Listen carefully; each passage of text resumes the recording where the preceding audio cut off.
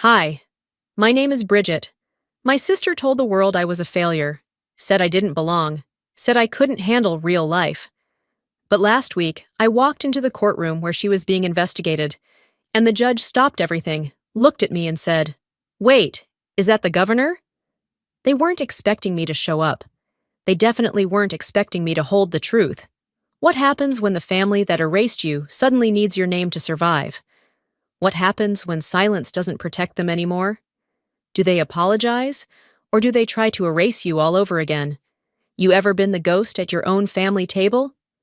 Let me tell you what really happened. I didn't expect a warm welcome, but I didn't expect to feel invisible either. The auditorium buzzed with the kind of polished energy that comes from power dressing and name tags with gold embossing. I walked in through the side entrance, deliberately avoiding the carpeted walkway where sponsors and speakers were being announced like royalty. The state bar conference wasn't my kind of stage, not anymore. But it used to be. A long time ago, before everything fractured, I imagined myself standing behind a podium like the one now framed by spotlights. Instead, I found a seat near the back, behind a tall man with too much cologne and a woman typing furiously on a MacBook. My seat creaked as I settled in, the kind of sound that draws attention even when you don't want it. No one turned around. That was the thing.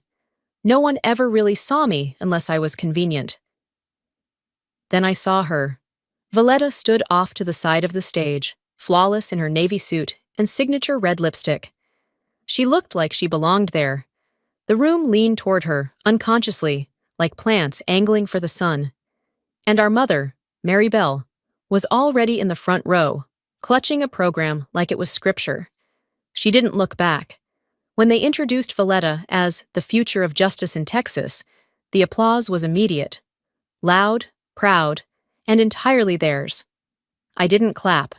I couldn't.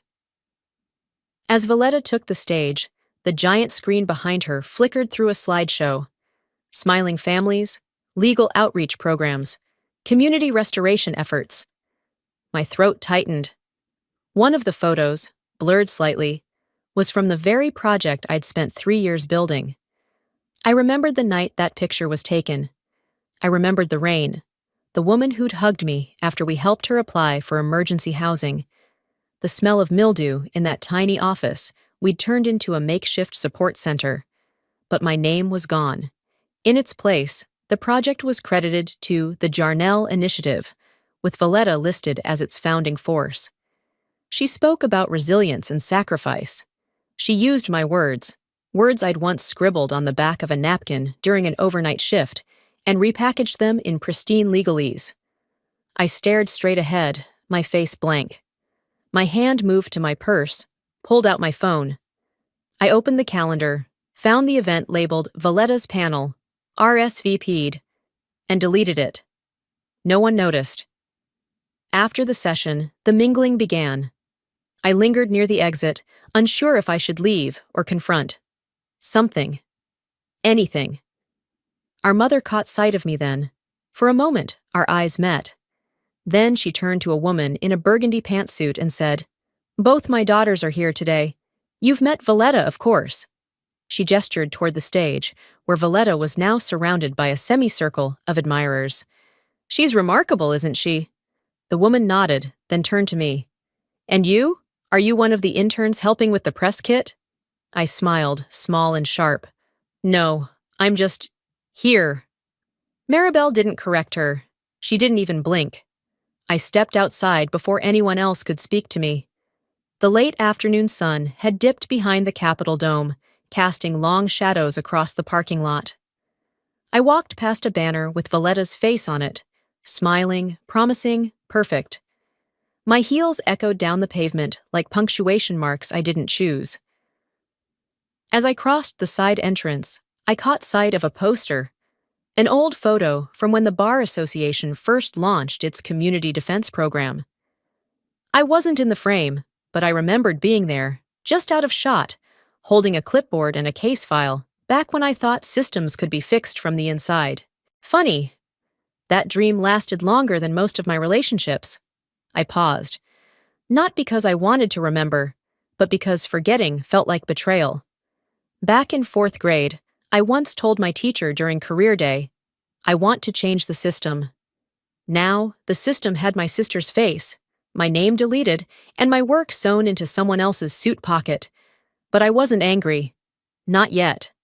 I was just ready. By the time I pulled into the driveway, the sun had disappeared behind the live oaks lining the curb. The house looked the same: white brick, green shutters, porch light glowing just dim enough to say, "We're home," but not bright enough to say, "You're welcome." I sat there for a moment, watching the curtains shift in the living room window. Someone had seen me pull up. No one came to open the door. I still had a spare key. It was probably a mistake they hadn't changed the locks, but mistakes were a family tradition around here. I let myself in and was met by the scent of overcooked vegetables and lemon polish. The same smell I remembered clinging to my school bag as a kid, and to my pillowcases when I'd cry into them quietly enough not to get asked why. The hallway felt smaller than I remembered. Maybe the house had shrunk, or maybe I'd grown beyond it. Laughter floated in from the dining room, forks tapping china, glasses clinking, my father's unmistakable deep voice cutting through the air like a judge clearing his throat. I stopped just shy of the doorway and took a second before stepping inside. The table was fully set, 6 seats, all occupied. I counted them twice. No empty chair waited for me, no place card, not even a mismatched plate at the corner, like I used to get at Thanksgiving when extra guests showed up. They saw me. Of course they did. My father glanced up mid-sentence, said nothing. My mother smiled like it hurt. Valletta didn't even flinch. She continued telling some story about a district attorney she'd put in check during a panel debate last week. Everyone laughed on cue. I didn't sit.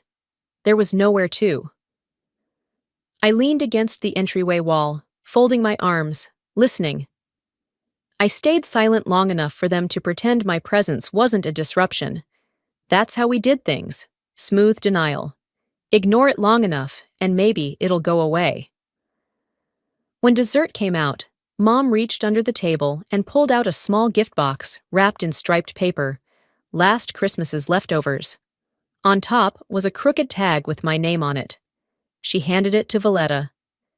"You didn't want it," she said without looking at me, "so I gave it to your sister." Valletta accepted the box like she was being handed a business card. No emotion, no acknowledgement. She didn't even unwrap it, just set it beside her plate and returned to her wine. I didn't ask what it was. I already knew.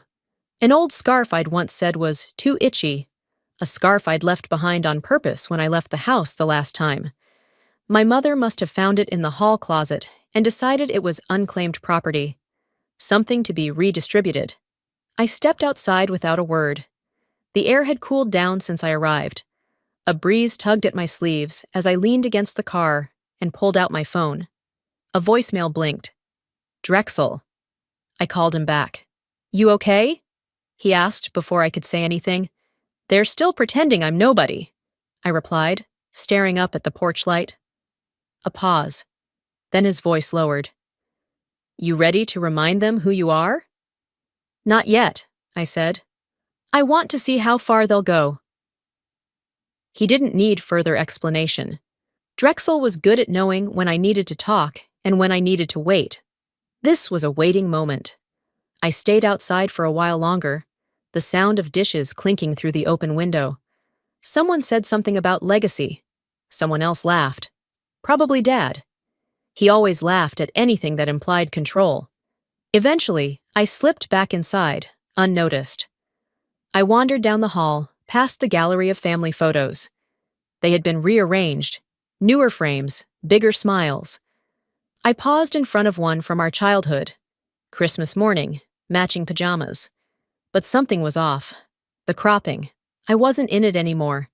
My edge had been cut out, the right side blurred just enough to seem intentional. I stood there, long enough for Valletta to appear beside me. "Don't linger," she muttered, half a smile curling on her face.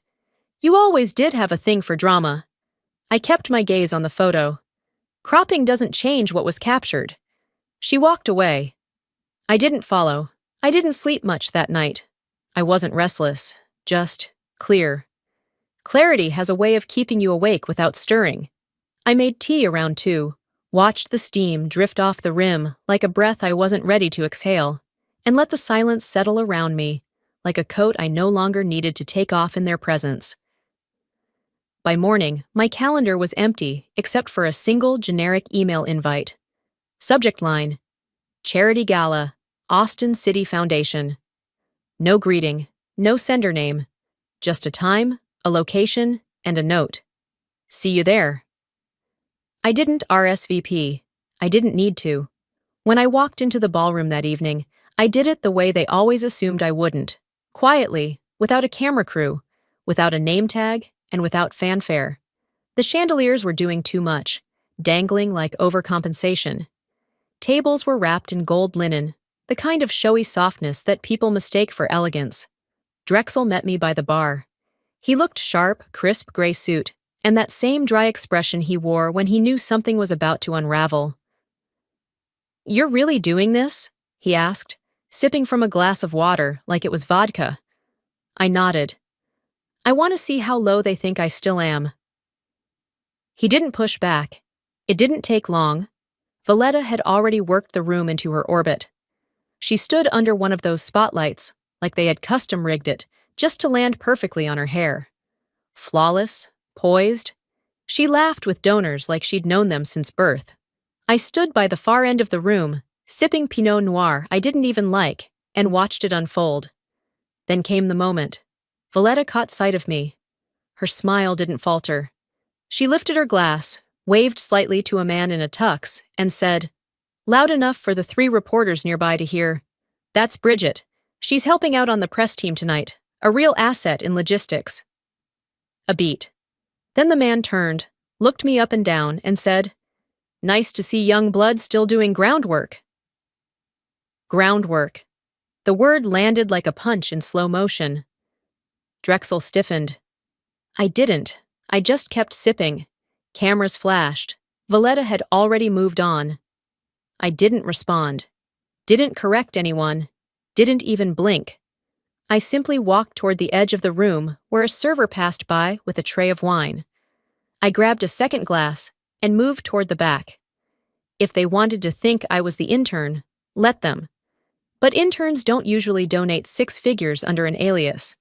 I waited until the second round of speeches died down, then found the event director, a woman in her 50s with tired eyes and a clipboard like it was her shield. I approached her without introduction. "Excuse me," I said, calm and polite. She looked up, startled. I handed her a printed receipt. "This is a record of the Foundation's largest anonymous contribution this quarter. It came from a donor listed as R. Varnes Holdings. That's me." She blinked, looked down, scanned the document. Her mouth parted, then closed. "I didn't come to be thanked," I said, "but if anyone asks what interns do here, tell them we bankroll the lights." Then I walked away. No microphone, no spotlight, just a mirror, and I'd handed it to her gently. Drexel caught up with me by the hallway near the staff entrance. "That was brutal," he whispered. "It wasn't," I said. "It was just honest. I wasn't there to humiliate her. I was there to calibrate the truth. And if it cut her in the process, well, that wasn't my hand on the blade." Later, as the event thinned out and waitstaff began clearing plates, I felt a tap on my shoulder. Valletta. She looked calm. Too calm. "What was that?" she asked, each word pulled like thread between her teeth. "You mean the donation?" I asked, tilting my head slightly. She crossed her arms. "You trying to embarrass me?" I shook my head slowly. "You should stop assuming I'm still surviving." Her eyes narrowed. "What does that mean?" "It means I'm observing, and you're providing content." She didn't respond. She didn't have to. That was the thing about people who live in curated stories. They never expect someone else to hold the original draft. She left without saying goodbye. I stayed a little longer, not to celebrate, not to bask, just to make sure the lights were still on. By Monday morning, the buzz from the gala had already faded into curated photos and quotes stripped of truth. The kind of posts people share not because they care, but because it makes them look like they do. I arrived at the office early. The parking lot was still half empty, just the way I liked it. Drexel wasn't in yet. I unlocked the door, flipped the lights, and dropped my bag on the corner of my desk. I had intended to review some grant proposals, maybe follow up on a housing initiative stuck in committee. But there it was, a thick, sealed manila envelope lying on my chair, like a challenge waiting to be opened. No sender, no return address, just my name printed on a white label in block letters. Bridget Varnes. I sat down slowly and peeled it open. Inside were 2 copies of a project charter, identical in structure, not in substance. The first was mine. I recognized it immediately. Dated 7 years back, the header still bore the name of the pilot I'd built. Community Legal Pathways, my proudest blueprint, handwritten notes in the margins still faintly visible after scanning. My name was there, typed clearly beneath the title. Founder, Bridget K. Varnes. The second document, same project title, same content, except the credit had been wiped and replaced. Founder, Valletta Jarnell.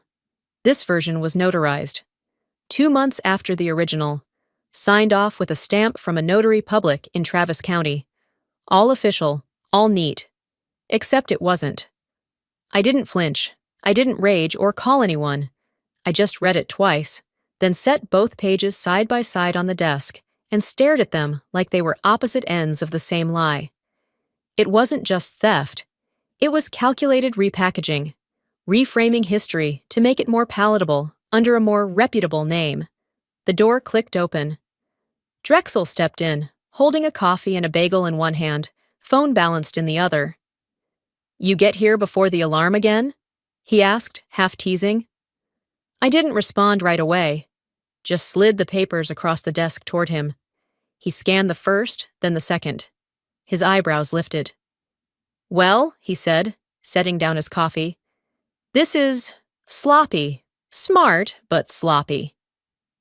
"You see the notary date?" I asked. "Yep. This wasn't a misunderstanding. This was an overwrite." He tapped the corner of the notarized page. "Somebody wanted this buried, and somebody else wanted it to be found." I folded my arms. "Not through the courts." "No. Through you," he said. "They want you to decide what it's worth." I nodded. I didn't copy the pages, didn't digitize them. I slipped them into the drawer beside my desk and closed it slowly. Drexel didn't push. He knew the silence was strategy, not surrender. That evening, I was invited to a small policy roundtable hosted by a local reform group. I went not because I felt like networking, but because I needed to be in a room where my name hadn't been photoshopped out of the story. Valletta wasn't there. Of course she wasn't. She never came to events unless there were press badges and cocktail hours. But Maribel was. She sat at the end of the room, hands folded neatly in her lap, wearing that same cream sweater she always wore when she wanted to look like the mother of the year. We made eye contact across the room, the kind that only lasts when neither party wants to start a war, but neither wants to wave the white flag either. After the panel ended and people began drifting out, I approached her quietly. She stood before I reached her. "Bridget," she said, smiling like nothing had happened. Like her last act hadn't been handing my name to someone else, like an old coat no one wanted to claim. I leaned in and asked gently, "What do you think I gave up to get out?" She blinked, caught off guard. Her face stiffened, just for a moment.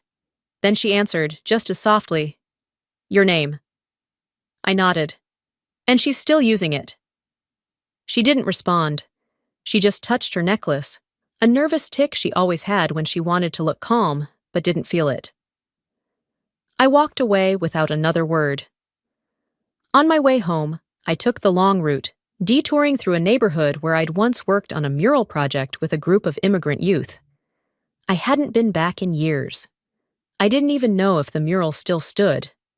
But there it was, weather-worn but intact, stretching across the length of a concrete retaining wall like a statement no one had asked permission to make.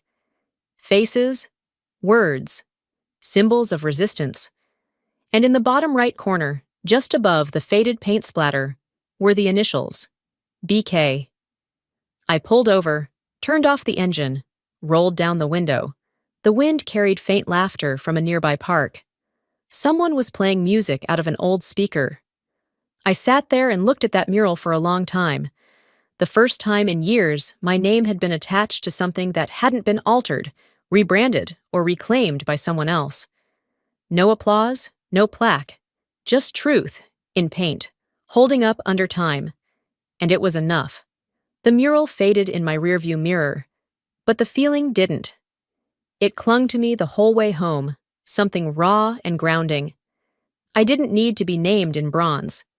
That wall, chipped and unfiltered, told the truth without needing permission. By the time I pulled into my driveway, the sun had already dipped low, dragging a quiet over the city like a blanket settling in. I slept better than I had in weeks. 3 days later, Drexel stood in my office doorway, holding a folded printout. "It's official," he said. "Preliminary hearing, Valletta, public docket, Travis County Courthouse, Wednesday, 8:30 a.m. No press listed yet." I didn't say anything, just nodded, walked over to the calendar on my wall, and circled the date. I didn't tell him I was going. I didn't need to. He already knew. Wednesday came fast. I left before sunrise. No assistant, no security detail. I took the south entrance. No banners, no flashbulbs, no one waiting. Just me and the sound of my shoes tapping across the stone floor. The cold inside the courthouse was the kind that settled into your wrists and held on, like memory. Courtroom 3B was quiet when I arrived. It was still early. A bailiff with a clipboard looked up as I entered, but didn't stop me. I took a seat in the last row. No one recognized me yet. I didn't dress to be seen. I wore all black, no makeup, my hair pulled back simply. The kind of look that says, "I'm here to listen." Nothing more. People trickled in slowly, lawyers in stiff suits, clerks carrying files too thick for a single hearing. Then Valletta entered, flanked by her defense team like armor. Her suit was perfect, her posture rehearsed. She glanced once toward the back, expression unreadable. If she saw me, she didn't show it. Colton and Maribel arrived next. My father, stiff as ever, jaw clenched like he was bracing for war. My mother, well, she wore that same look she always did when things got complicated. Tight lips, tired eyes, pearls around her neck, like they could hold her together. They didn't notice me either. Judge Audrey Jameson entered promptly at 8:30. I remembered her from a conference years ago, sharp, no patience for posturing. She took her seat, scanned the courtroom with that sweeping glance judges have when they want the room to settle. And then she paused. It wasn't dramatic, just a stillness, like a record skipping half a beat. Her gaze fixed on me. I didn't move. She leaned forward slightly, squinted, then spoke into the mic. Flat, direct. "Wait, is that Bridget Varnes, the governor?" Every head turned. Like a wave, like dominoes, one after another. The courtroom shifted. Colton's face twitched, anger or confusion, maybe both. Maribel's hand flew to her chest. A soft gasp escaped her lips, audible even from the back. Valletta spun around in her chair, eyes locking with mine for the first time in over a year. I didn't smile. I didn't nod. I didn't flinch. I just looked back. Even. I could feel the room recalibrating around me, people whispering, adjusting their assumptions. The bailiff near the door checked his roster, confused. Someone raised a phone. A lawyer murmured something to his paralegal. Reporters who'd just begun arriving scrambled for their notepads. But I didn't come to be interviewed. I came to witness. The hearing began like any other. Motions filed, calendar dates set. Valletta's attorney made a case for procedural delay. The prosecutor objected. The usual legal dance. I didn't need to listen. I already knew the rhythms. I had written some of them. The judge glanced at me once more during a recess, but didn't say anything else. She didn't need to. Her question had done what it needed to do. When court adjourned for a short break, I stood up quietly, before the room could try to reclaim its control. I walked down the same aisle I'd come in through, past people who suddenly couldn't make eye contact, out the same door, into the morning air. Drexel was waiting by the car, leaned against the hood like he'd been there the whole time. He didn't ask how it went, just looked at me and said, "That was surgical." I shrugged. They needed a witness. I volunteered. He smiled at that, barely. We didn't say anything else. We didn't need to. I hadn't gone there to make a scene. I hadn't gone there to humiliate anyone. I went to remind the room, and the woman sitting in the center of it, that erasure isn't permanent. You can scrub a name from a file, rewrite a credit line, crop a photo, but you can't erase presence. You can't silence history when it walks in on 2 feet and sits quietly in the back row. It wasn't revenge, it was just a mirror. After the courthouse, I went home through the back roads, windows down, no music. I didn't feel triumphant. I didn't feel much at all. I just kept replaying the moment Judge Jameson called my name, like she was saying it for the first time in a room full of people who had tried to forget I existed. Once inside, I tossed my bag on the bench by the door and headed to my home office. The news was already on, one of those midday programs that fill time between stock updates and weather alerts.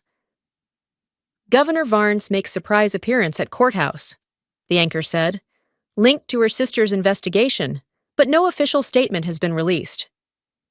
Good. I didn't need to release anything. The room had spoken for me. The window above my desk was cracked open, letting in the scent of wet oak and the distant hum of lawnmowers from a neighbor's yard. I reached for my tablet, started sifting through a few briefings for next week's Education Committee hearing. But then my phone buzzed once. Sharp, short, unmistakable. I glanced at the screen. Colton Varnes. Text only. 3 lines. You embarrassed our name. We need to talk. Tonight. No punctuation. Just wait.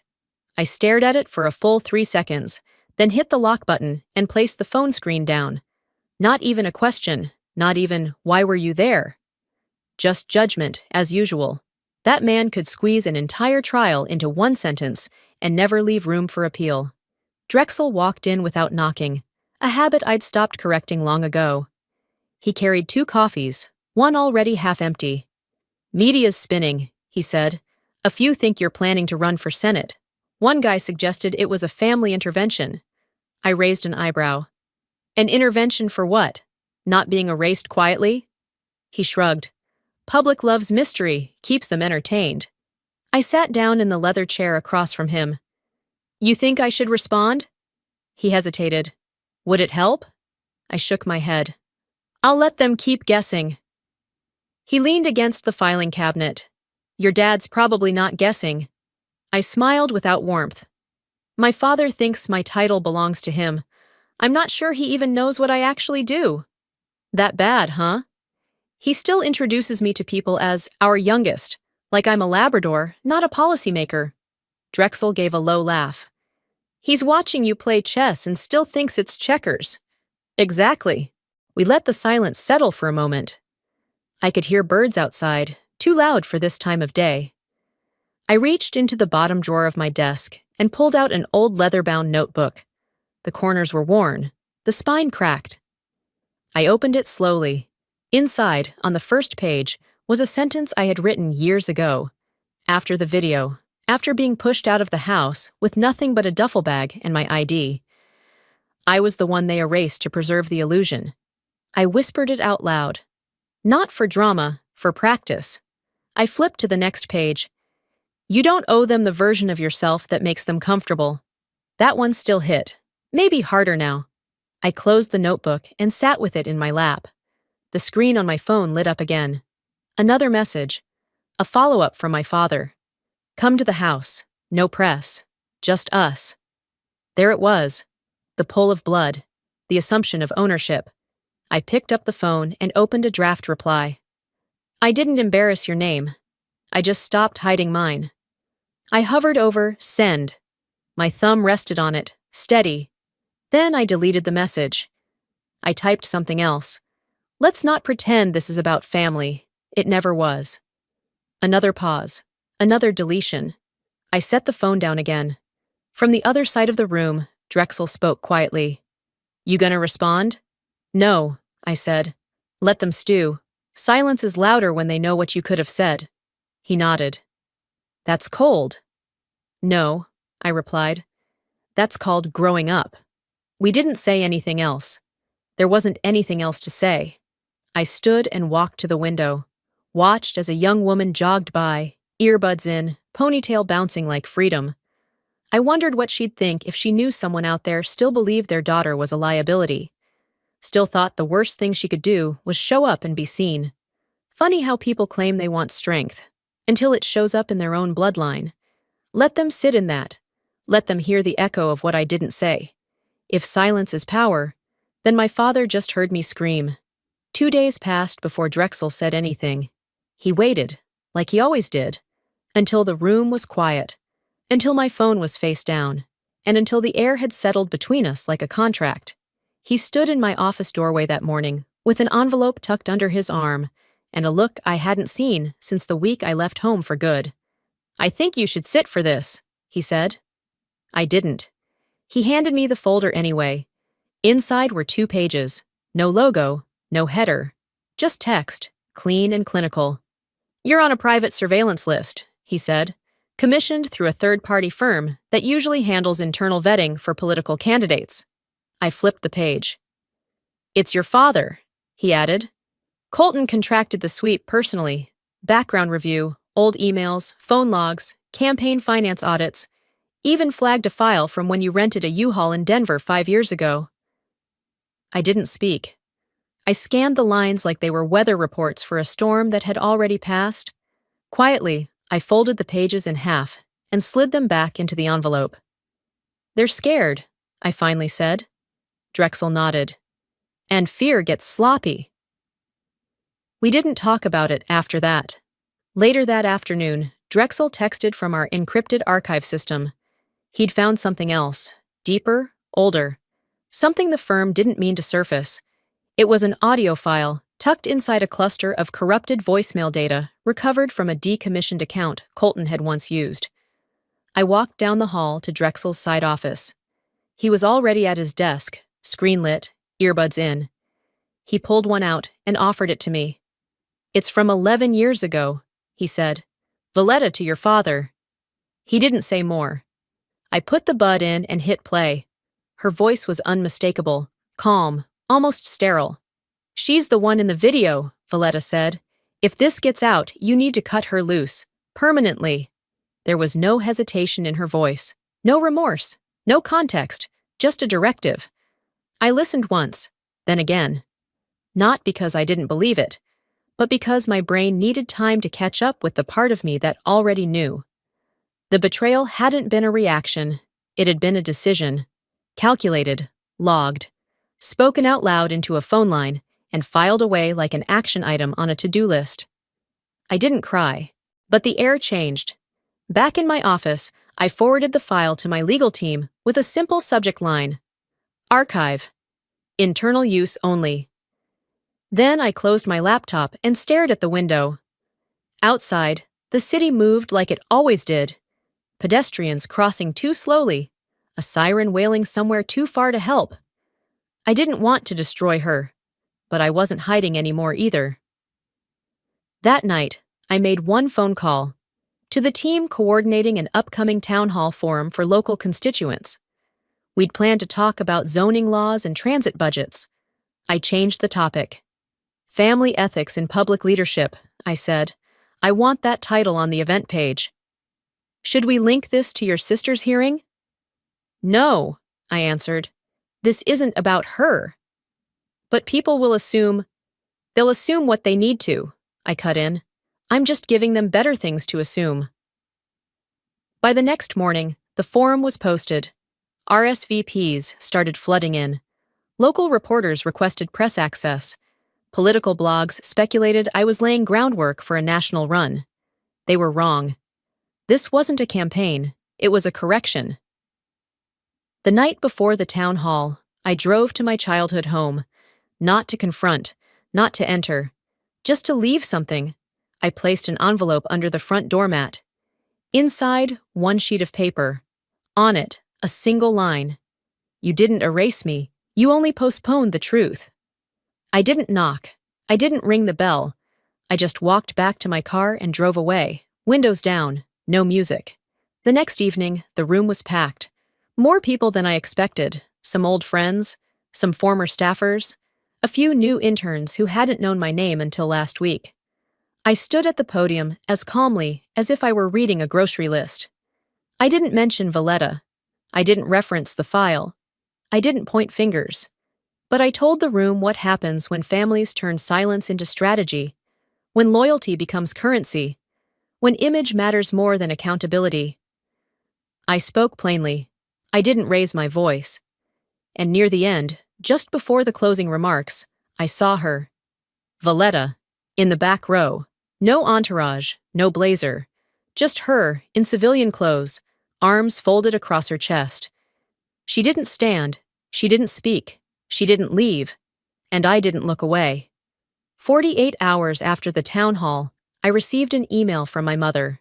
No subject line, no message body, just a forwarded calendar invite. Dinner, just family. 7 Tuesur Hal p.m. Sunday. I didn't accept it, didn't decline either. I simply showed up. The house hadn't changed. Same hedges, same wind chimes, same porch light that flickered once every few seconds like a nervous habit. I parked across the street and sat for a moment, watching the shadows shift behind the curtains. Inside, the table was already set. 7 chairs this time. One of them had a folded napkin placed carefully in front of it. Mine, apparently.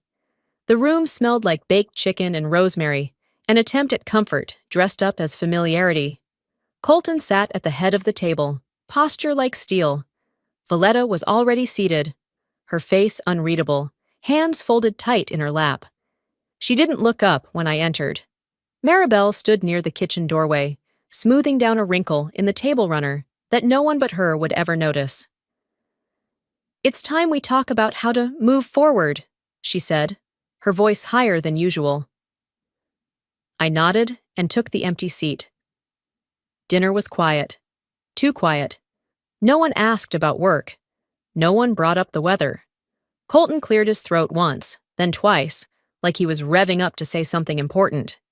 Then he slid a manila folder across the table. Valletta looked down. "This is a character reference," he said. "For the court. From you." I didn't touch the folder. "Valletta made mistakes," he went on, "but family fixes family. A letter from you could keep this out of the press, keep her license intact. You're the governor now. That signature means something." I stared at him for a long time. Then at Maribel. Then at Valletta. I reached for my water glass, took a sip, set it down. "Do you remember what she told you?" I asked, eyes on Colton.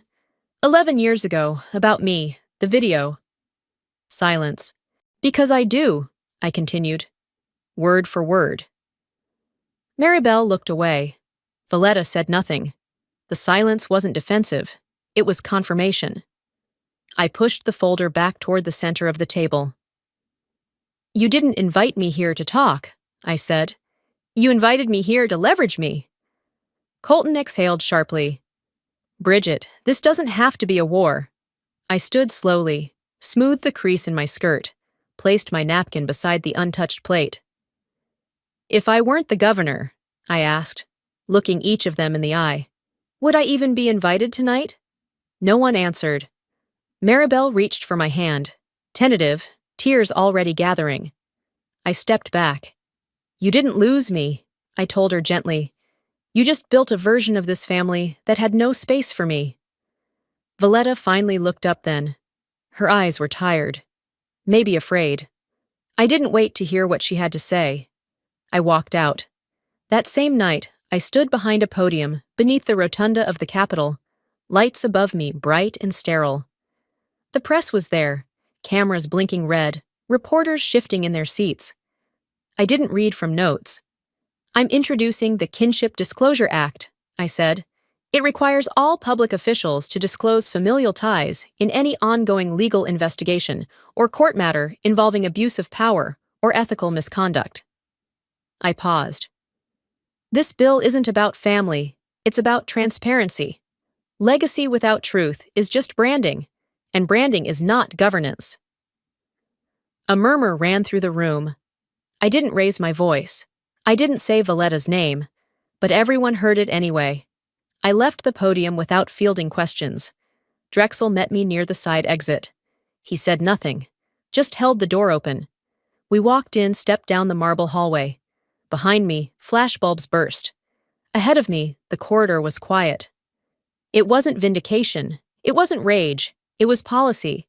2 weeks after the bill passed, I found myself in Denver. The official reason was a community leadership summit, but part of me knew it was more than that. The air here had always been different. Thinner, sharper, the kind that makes you remember how to breathe on your own. I walked through the lobby of the South District Community Center like I had a dozen times before. No one asked who I was. No one snapped photos. That was the gift of Denver. Anonymity without isolation. In the main hallway, a new exhibit had gone up. Youth art, according to the flyer taped to the glass. Visions from the margins. I stepped inside, mostly out of habit. But the second painting caught me. It was a canvas, medium-sized, framed but unpretentious. Bold colors, abstract shapes bleeding into one another. Grit, bloom, silence, defiance. I didn't need to read the title. I knew the piece. I had painted it during one of the hardest years of my life and left it behind when I moved, assuming it would collect dust or be tossed out. But it had survived. The placard underneath read, Title, Outgrown Artist. Unknown, donated anonymously. And underneath that, in someone's handwriting, added later in black ink, she was never unknown to us. I stood there longer than I should have, pretending I was studying the brushwork. But really, I was letting the moment settle. Not because it was grand, because it was quiet. Because it had my name without needing to spell it. Back in Austin, a week later, I received a message from our finance officer, a monthly audit packet. I flipped through the documents absent-mindedly until one page stopped me. A closed bank account, dormant since my 20s, showed an old attempted deposit, $100. Transfer declined, date, 11 years ago, the week I left home. Sender, Maribel Varnes. I stared at the screen for a long time. It wasn't the money, it was the pause it created inside me. Not a gift, not an apology, just a single act that never landed. In my journal that night, I wrote, Some love you just enough to send it, but not enough to let it arrive. I didn't need to call her. I didn't need her to explain. But I understood something in that moment that I hadn't allowed myself to admit before. Sometimes silence isn't abandonment. Sometimes it's all someone knows how to offer.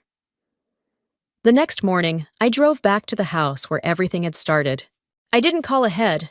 I didn't plan to stay. I parked 2 blocks down and walked the rest of the way. The air warm enough to skip a coat, but cool enough to sting a little.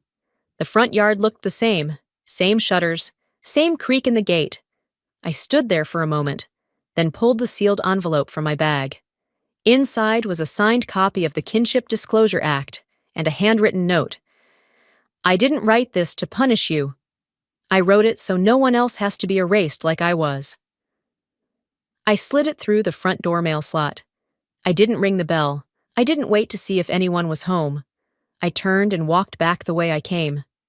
That evening, I passed by the Capitol building.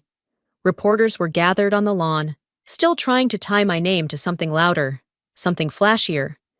A man from one of the news blogs called out after me. Governor Varnes, off the record, are you satisfied with how this ended? I didn't stop. Drexel caught up with me a few steps later, hands in his pockets. You okay? He asked. I looked ahead. Nothing really ends, I said, but now it can begin without pretending. We crossed the plaza, the sounds of the city swallowing our footsteps. Somewhere in the distance, church bells rang the hour. I didn't need a headline. I didn't need closure. I needed the truth to have room to breathe. They tried to end my story. I just decided I'd write the sequel myself.